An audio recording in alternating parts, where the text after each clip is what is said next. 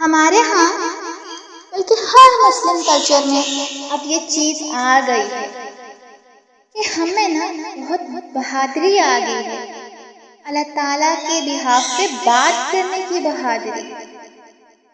جیسے کسی کے ہاں مسکرش ہو گیا تو اس کو تانا دیا جا رہا ہے کسی کی طرف سے کہ یہ جو تمہاری حرکتیں تھیں نا پہلے، اس کی وجہ سے ہوا، اس کی سزا مل رہی ہے تمہیں، یا تم نے وہ جو بدتمیزی کی تھی نا تمہیں اس کی سزا مل رہی ہے۔ یا پھر اپنی طرف سے یہ کہنا کہ یہ جو اس بندے کا ایکسیڈنٹ ہوا ہے نا، پتہ ہے نا پچھلے سال اس نے کیا کیا تھا، اس کو اس کی سزا مل رہی ہے۔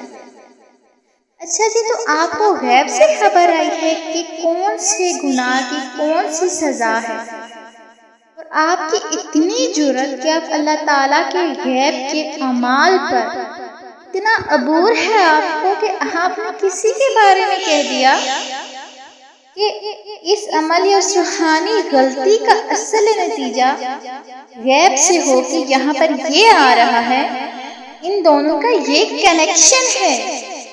ہمیں کیسے معلوم کہ کوئی چیز اللہ تعالیٰ کی طرف سے ڈسپلن ہے یا امتحان ہے؟ ہمیں کیسے معلوم؟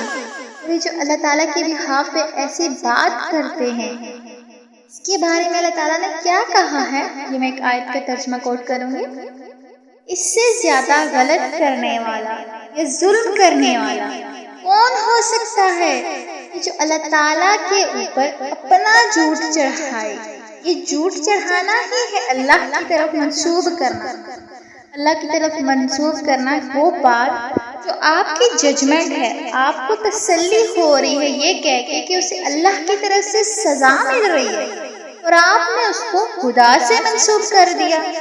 بڑی جرأت کی بات ہے یہ، اللہ تعالیٰ کے اوپر ایسی باتیں کرتے ہو جس کا ہمیں کوئی علم ہی نہیں ہے۔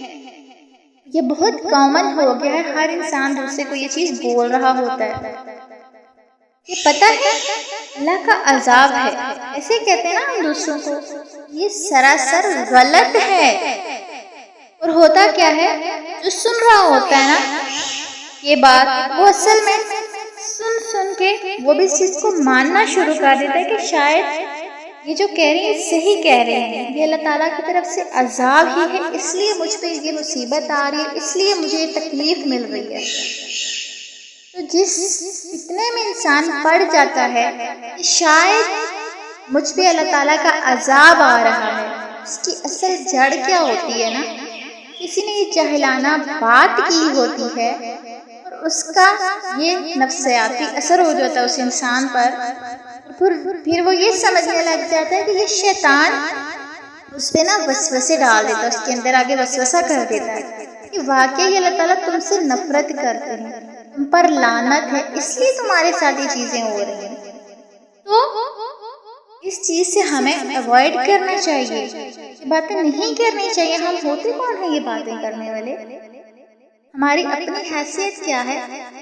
اگر ہمیں کوئی ججمنٹ کر کے ایسا کہے تو ہمیں کیسا لگے گا؟